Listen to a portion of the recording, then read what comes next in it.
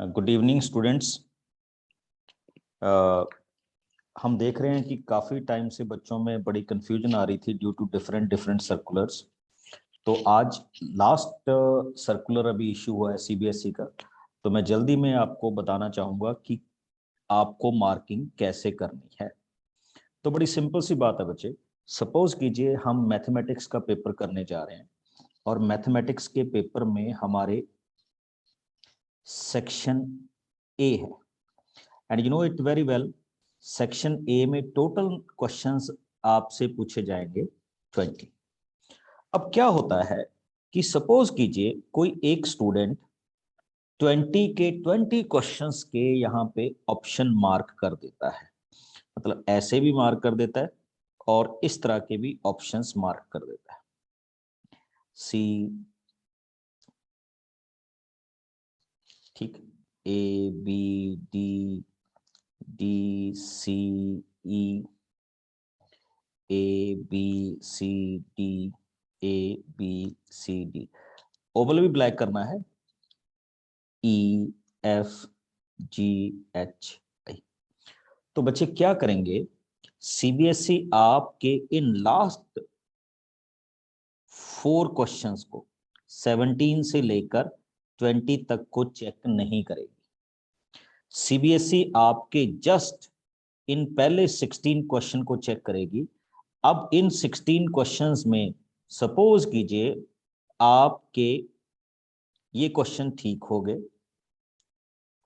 और ये 2 क्वेश्चन जिनको मैंने ब्लू किया है वो गलत हो गए, ठीक, और बाकी के आपके क्वेश्चन ठीक हो गए।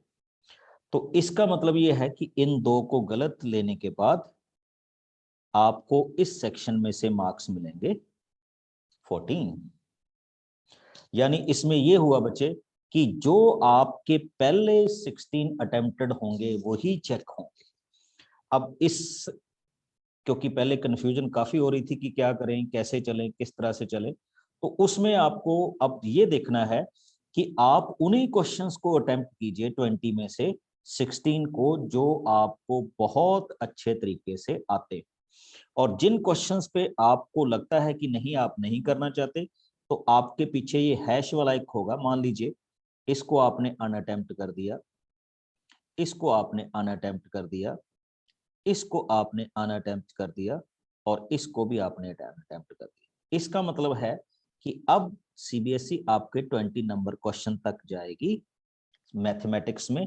एंड अब इन क्वेश्चंस को नहीं देखा जाएगा, जैसे मैंने जिनको अनअटेम्प्ट कर दिया 3, 8, 11 और 15 को, अब वो आपके 20 क्वेश्चन चेक करेंगे। जितने भी इसमें ठीक आंसर आपने दिए हुए आपको सेक्शन ए में मार्क्स मिल जाए। और सेम किस किस के साथ है हमारा, बी के साथ है। बी सेक्शन में बिल्कुल उस तरह से होगा। तो ये अब बिल्कुल क्रिस्टल क्लियर हो गया है ड्यू टू टुडे सर्कुलर कि आपने पहले 16 क्वेश्चन, यानी कोई भी सब्जेक्ट ले लीजिए, आपको अगर कहा गया है कि you have 25 question in section A और आपको 20 अटेम्प्ट करने हैं, तो आपके फर्स्ट 20 क्वेश्चन चेक किए जाएंगे वेदर दे आर राइट और रॉन्ग। और अगर आपने ऑप्शंस उनको अनअटेम्प्ट करके आगे गए हैं तो फिर एंड तक जाया जाएगा। अब एक अपडेट और आई थी लास्ट सर्कुलर में अपने केस स्टडी वाले क्वेश्चंस, तो वो भी सुन लीजिए। केस स्टडी हमारा सेक्शन सी होता है बच्चे, और उसके क्वेश्चन शुरू होते हैं हमारे पास 40 से लेकर आगे तक, मतलब 40 से लेकर आगे तक क्वेश्चंस उसके बनते हैं। तो आपने क्या करना है बच्चे, जो 40 से लेकर आगे तक चलेंगे, तो उसमें आपको यूटिलाइज करना है कि आप इस तरह से कर सकते हैं।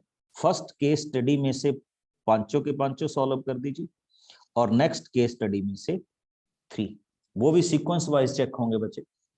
पहले मान लीजिए आपने पहले में 5 अटेम्प्ट किए हैं, तो इनमें से आपको मार्क्स मिलेंगे और नेक्स्ट वाले 3 में से। बट अगर आपने फर्स्ट में से 4 अटेम्प्ट किए हैं और नेक्स्ट में से भी 4 अटेम्प्ट किए हैं, तो फिर ये अटेम्प्टिंग वाले 8 ही चेक किए जाए।